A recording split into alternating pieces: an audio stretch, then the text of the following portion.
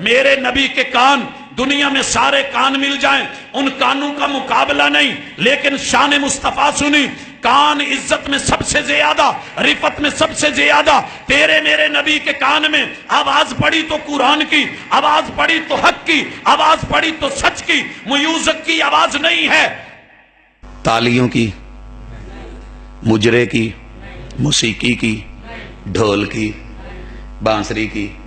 تے پھر میرے مولانا کیڑے کہندے نے ہائے اوئے تسی قرآن پڑھ کے لوگاں نو مشرک کری جا رہے ہو، میرے بابے بانسریاں وجا وجا لوکاں نو مسلمان کری جا رہے ہیں۔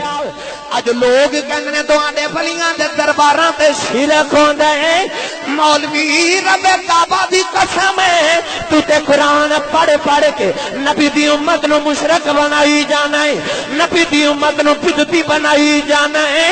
تیرے قرآن پڑھن جنا سواد نہیں جنہ ساڈے بابیاں دیاں سرنگیاں چ سواد ہے۔ تو قرآن پڑھ کے مومناں نو مشرک بنائی جانا ہے، ساڈے بابے ڈھولکیاں بجا کے مومن بنائی جاندے۔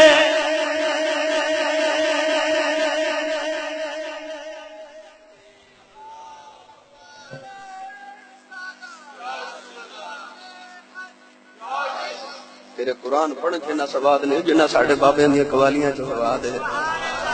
تو قرآن پڑھ کے لوگاں نو مشرک بنانا ہے، ساڈے بابے سرنگیاں بجا کے کلمے پڑھا جاندے نے۔ اللہ تعالی یہ شان بیان ہو رہی ہے، پکڑ ذرا روک سنبھال، اوئے او مزہ تیرے قرآن چ نہیں جیڑا میری بابے دیاں بانسریاں چ تیرے نبی کے کان میں بانسری آلات طرب، یہ موسیقی، یہ گانے، یہ باجے، یہ پڑے کان میں تو بول، اگر نہیں پڑے تو پھر کام کر، عاشق بنتا ہے تو سچا بن، دل سے بن، محبت کر، نبی کی اداؤں پہ مر، پیغمبر کی اداؤں کو لے، بنتے ہو وفادار، وفا کر کے دکھاؤ۔ کہنے کی وفا اور ہے، کرنے کی وفا اور